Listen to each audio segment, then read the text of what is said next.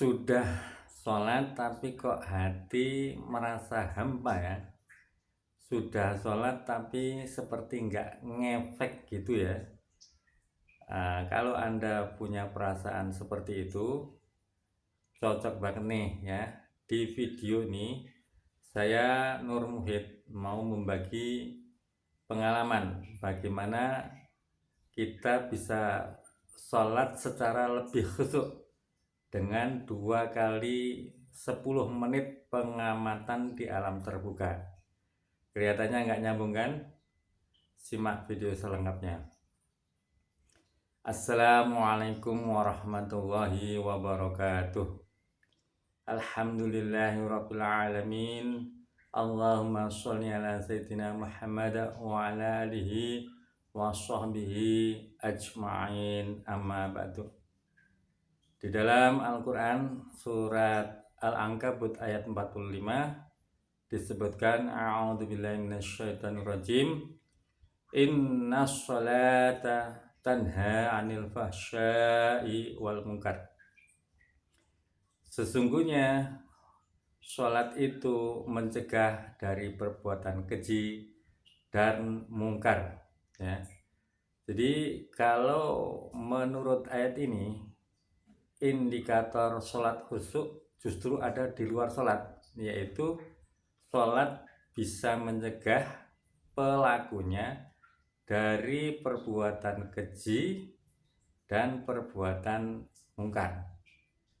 Nah, kalau selama ini kita sudah sholat dengan gerakan-gerakan yang benar, dengan bacaan-bacaan yang fasih, tetapi kita belum bisa terhindar dari 2 jenis perbuatan tadi ya, keji dan mungkar, maka mari kita tingkatkan kualitas sholat kita, kekhusyukan kita dengan meluangkan waktu khusus dan keberanian.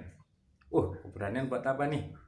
Ya, keberanian ini dibutuhkan karena nanti akan mengamati objek di alam terbuka.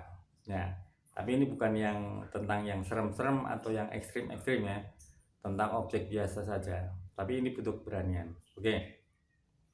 Pertama, yang meluangkan waktu tadi itu digunakan untuk mencari tahu tentang satu alam raya, meliputi perbandingan bumi dengan planet lain yang lebih besar seperti matahari dan planet-planet lainnya.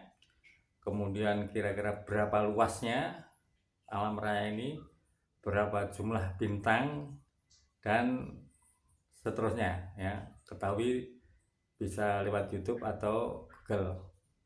Yang kedua, tentang laut. Anda mencari tahu tentang luasnya, tentang jenis-jenis laut, dan tentang isinya. Yang ketiga, tentang sawah, jadi atau tanah ya. Jadi ada tanah longsor, tanah likuifaksi, tanah tandus, dan macam-macam tanaman, macam-macam sayuran itu boleh diakses juga lewat YouTube atau Google. Kemudian yang keempat itu tentang gunung. Anda bisa nyari tahu berapa tinggi gunung, ada berapa banyak gunung, ada berapa jenis gunung ya, ada gunung es, gunung berapi, gunung yang biasa, dan macam-macam itu ya.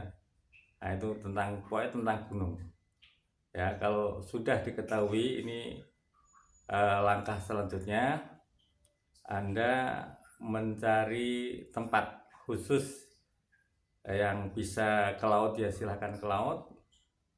Yang memungkinkan di sawah saja. Kalau yang bisa naik gunung silahkan naik gunung. Jadi pilih salah satu di antara 3 lokasi ya, laut, sawah, dan gunung.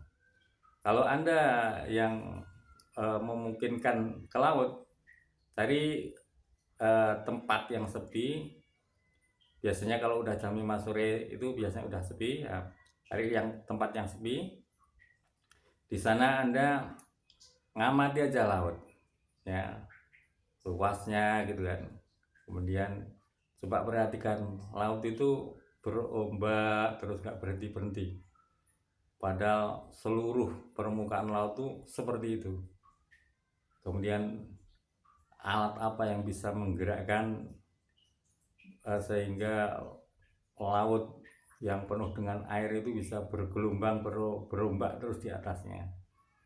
Yang kedua misalnya tentang anginnya yang berembus kadang-kadang kencang gitu ya.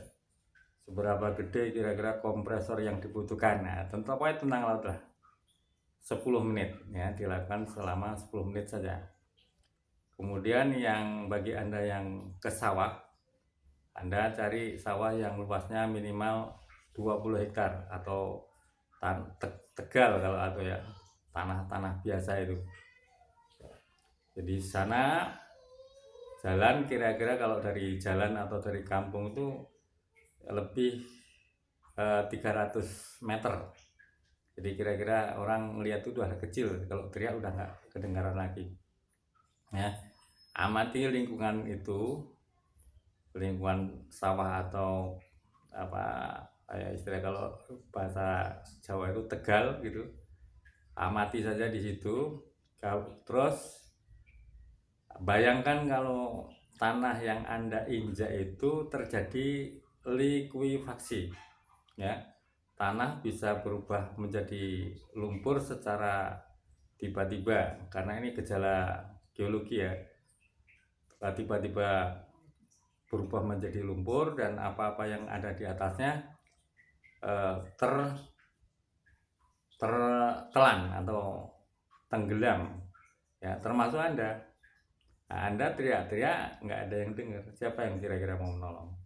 Kemudian direnungkan juga tentang hal-hal lain yang berkaitan dengan salah selama kurang lebih 10 menit ya, ya minimal 10 menit. Yang ketiga, Anda yang bisa ke gunung, cari gunung yang tingginya minimal 2500 meter di atas permukaan air laut ya. Anda mendaki ke gunung itu, kemudian di sana perhatikan lingkungan di atas gunung itu seperti apa ya. Kemudian apa yang dirasakan di sana, misalnya dingin, itu di atas gunung itu dingin, bener-bener dingin ya, meskipun di siang bolong ya. Terus berapa besar AC yang dipakai bisa mendinginkan area yang sangat luas ya di puncak gunung itu ya. Kemudian tentang tingginya dan besarnya gunung ini dengan menggunakan alat apa ya, kemudian berapa lama ya untuk bisa buat seperti ini. Dan bayangkan gunung-gunung lain yang lebih tinggi dari yang Anda daki ini ya, kokohnya macam-macam itu, terus fungsinya apa gitu, gunung ini kok didesain begini gitu. Renungkan ya. Kemudian kalau sudah 4 macam pengetahuan ini Anda sudah 3 macam ya pengalaman atau 1 macam aja masing-masing, Anda melakukan lagi tugasnya adalah pengamatan alam raya ya.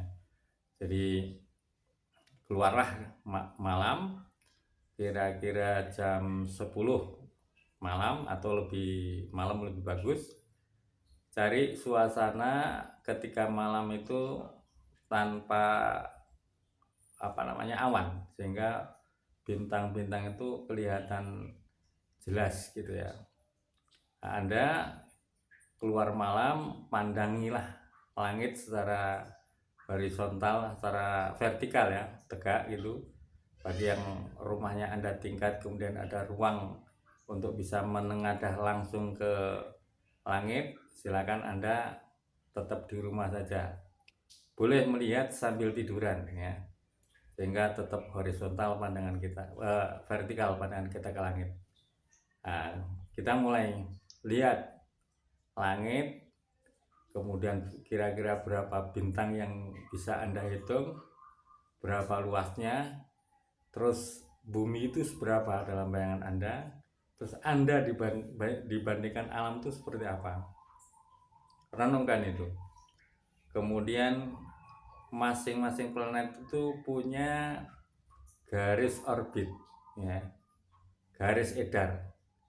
Yang kalau itu salah satu planet aja keluar dari garis edarnya itu 0,01 derajat saja, ini bisa mengakibatkan benturan dengan planet lain, ya. Jadi yang raksasa itu di luar sana, bintang-bintang yang gede-gede itu jumlahnya miliaran itu ternyata sangat rapi sekali, ya. Siapa yang ngerawat juga, ya, siapa yang ngerawat kita itu dibanding alam raya ini nggak ada apa-apanya. Kemudian tengoklah diri Anda, seberapa kekuatan Anda, kepopuleran Anda, kekayaan Anda, pengaruh Anda, setinggi jabatan apa jabatan Anda, dan lain sebagainya tentang Anda dibandingkan kekuatan yang bisa merawat seluruh alam raya yang sangat luas itu, ya. Nah, ini kalau sudah kira-kira 10 menit sudah dihentikan. Nah, sekarang bagaimana penerapannya di dalam sholat, ya.